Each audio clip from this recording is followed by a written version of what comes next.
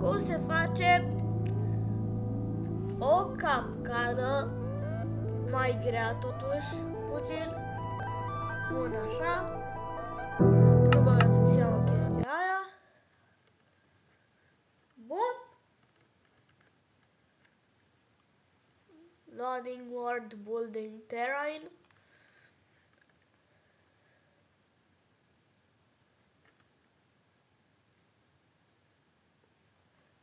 așteptăm să se încarce lumea odată. Aș vrea și eu să se încarce mai repede, dar nu putem. Și habar n-am de ce. O să vorbesc mai tare. Sper că nu vi se pare că țip, că atunci îmi pare rău. În sfârșit, s-a făcut și lumea. Lume. Bun, și-a revenit. Ok. Hai să începem. Așa, o să luăm bloc de iron, așa, lavă, așa, pun cub de bloc de iron și lavă și ce mai trebuia să luăm?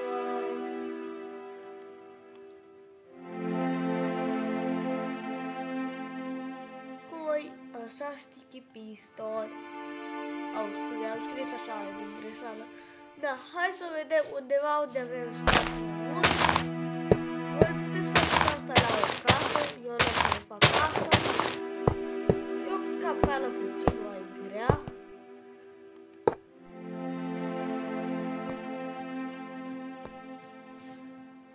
Așa. Nu e bun. Așa.